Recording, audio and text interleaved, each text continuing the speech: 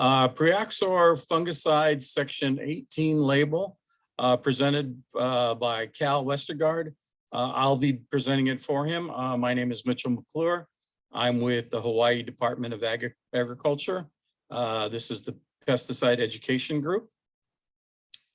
We're going to talk about the label is the law, which means for all pesticides, you must follow the label.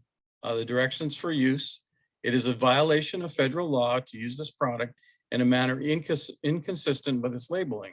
And this goes back to the 1975 law that FIFRA established, where pesticide labels will have sections for PPE, site, dilution rates, storage and disposal, and other restrictions. Labeled sites. Pesticides will have listed sites of application, and the site that must be on this label must have coffee to be listed on the label. So let's go forward here. But Priaxor fungicide does not have coffee listed on the label, and that's why we're looking at a section 18. How can Priaxor be used on coffee? What is a section 18 label? FIFRA, the Federal Insecticide, Fungicide, and Rodenticide Act, established pesticide rules and regulations. Section 18 of FIFRA authorizes EPA to exempt state and federal agencies from provisions of FIFRA and allow unregistered uses of pesticide to address emergency conditions. Types of exemptions. The one we're looking at is a significant economic loss.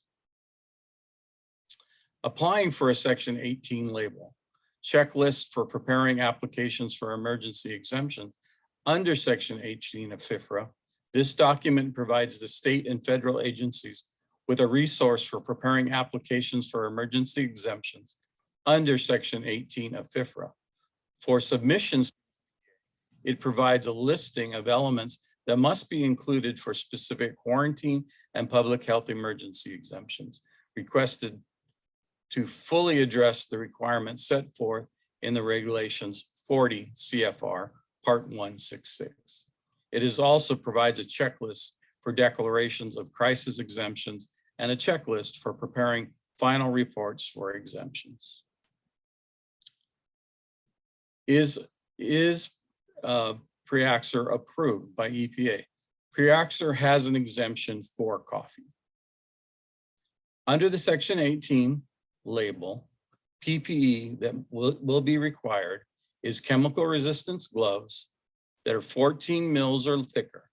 Gloves made of barrier laminate, butyl rubber, nitrile rubber, neoprene rubber, polyvinyl chloride, or Viton. Section 18 PPE, you must have a NIOSH approved particulate filtering face piece respirator or an elastometric patch particulate respirator or a air-powered purifying respirator with the HE filter. This is a NIOSH approved mask that would suffice for this label. You can also have a full or a half-faced respirator with a combination of particulate cartridges. Or you can have a scuba, a self-contained breathing apparatus. Under the section 18 label PPE, you must have eye protection. That it must also include brow protection and temple protection. Under the section 18 label, you must have coffee as the site. Under the section 18 label, directions for use for Priaxor Xemium, you must have field-grown coffee. You must have coffee leaf rust as your target disease. Your application rate needs to be 7.14 fluid ounces per acre. Maximum number of applications, 2. Maximum rate per year, 14.28. Minimum time from application to harvest, 45 days. Restricted entry interval, REI, 12 hours. Application directions, For optimal disease control, begin foliar applications of Priaxor to coffee trees prior to the onset of disease development and as part of the coffee leaf rust management program. The minimum treatment interval for Priaxor is 30 days. Adjuvants. Priaxor may be tank mixed with adjuvants only. Priaxor can be used with non-ionic surfactants and organosilicones at the lowest label rate. Do not apply more than 7.14 fluid ounces of Priaxor per acre in a single application. Do not apply more than 14.28 fluid ounces of Priaxor per acre per year. Do not make more than 2 sequential applications of Priaxor before alternating to a labeled non-group 7 or non-group 11 fungicide. Do not mix Priaxor with the following products: emulsifiable concentrates, solvent-based formulations, crop oil concentrates, mentholated seed oil, or MSO blends. Okay, there are different pesticide groupings. So these 2 products, like clostridium and fluoxapyrid, are group 7 and group 11. So what you're going to need to do in your rotation is find something that is a different group. So we have group 1, we have group 3s, we have group 3 and 9, 4. Now remember that all of these products may be good rotations, but they also need to have coffee on the label. So you need to make sure that the label is the law and that you follow the labels according to the law, not based on just crop grouping alone. Okay, under the section 18 label, other restrictions. You must use Priaxor with sufficient water, minimum 20 gallons per acre, ground applications only, no aerial, no drone applications, for use only in field-grown coffee. Under the section 18 label, other restrictions, user must be in the possession of the section 18 label and the container label. This is important. Make sure that you have a printout of the section 18 label and the container label with the product at the time of application. Under the section 18 label, maintain a 25-foot buffer between point of application and edge of the field. Maintain a vegetative buffer strip between where the product is applied and the downslope edge of the field to reduce potential runoff. Avoid applications during conditions that may favor drift. Sprays must be directed to the canopy. Do not apply when the wind speeds exceed 15 miles per hour at the application site. Users must turn off all outward pointing nozzles at the application point 25 feet from the edge of the field, and do not apply during temperature inversions. Remember what an inversion is? An inversion is when warm air traps cold air below it. And what happens is as the product volatilizes, it will come up, hit the warm air, and come back down, either on your crop or off-site. Under section 18 label, use restrictions. Under chemigation, do not apply this product through any type of irrigation system. Aerial, do not apply this product by helicopter, plane, or drone. Do not use Priaxor in a greenhouse, a nursery, or any transplant production. Under the section 18 label, tank mixing with Priaxor. BASF has not tested all varieties and cultivars with all possible tank mix combinations. Local environment conditions also influence crop tolerances and may not match those under which BASF has conducted the testing. Physical incompatibility, reduced disease control, crop injury, or incompatibility due to adjectives or adjuvants may cause trouble with Priaxor. Refer to the conditions of sale and warranty in the section of this label.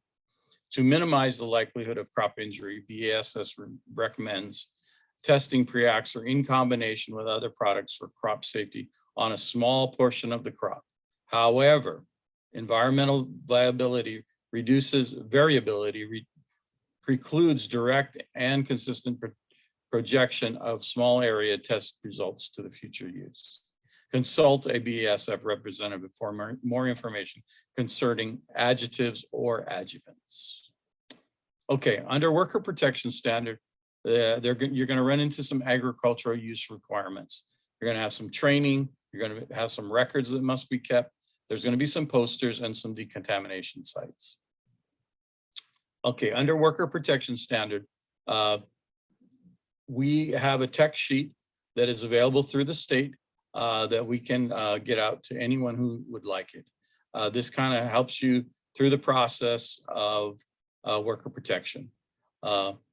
Something to remember is the PERC website. The PERC website is going to be very helpful in helping you process through the WPS training and handling videos. I'll go through this in detail in a minute. Worker protection standard is an annual training. Qualifications to train: the certified applicator must have an RUP license or complete the EPA trainer course, which is available on the PERC website. Training content must be EPA approved, which again will be on the PERC website. No, there is no grace period, so remember that you must train your workers and handlers immediately. Record keeping must be kept, includes workers and handlers' printed name, training date, evidence of the trainer's qualifications, employer name, EPA document or approval number. Here's a sample of the document that would work for making sure that you provide all that's needed. You know, the date, the time, the location, the title, the instructor, qualified instructor number, the instructor's certification number if they have one. There's also a number that goes along with the trainer, which is available on the PERC website.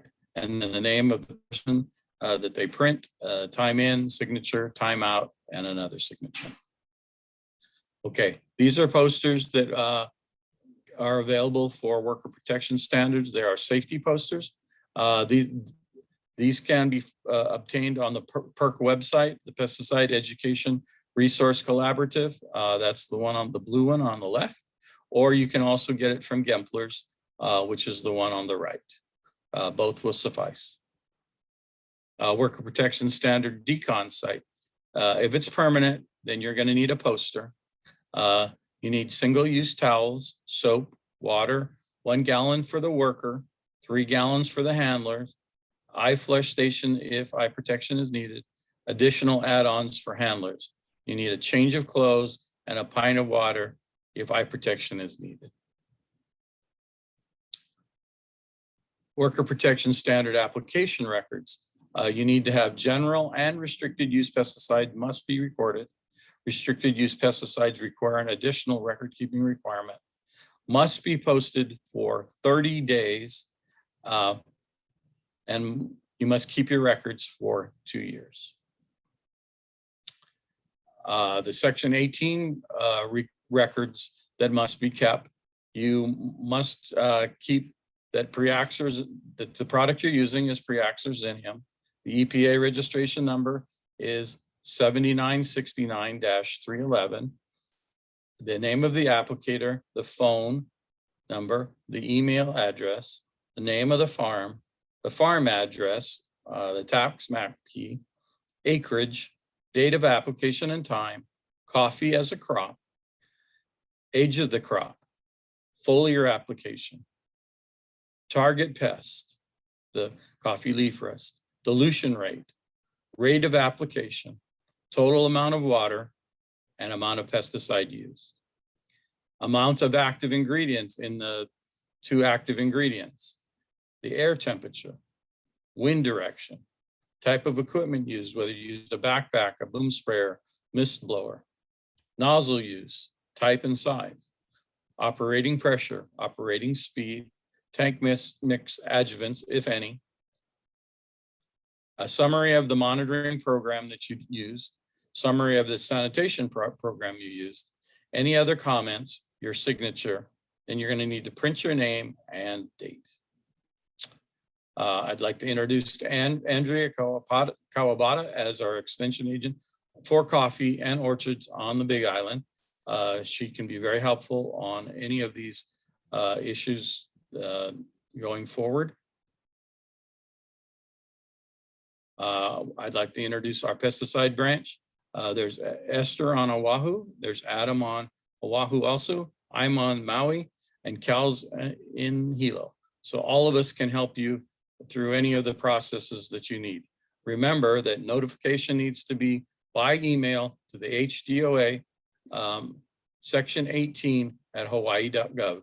Remember, the report needs to be 7 days prior to the application, section 18 record of pesticide applications within 10 days after the application. So once again, thank you very much.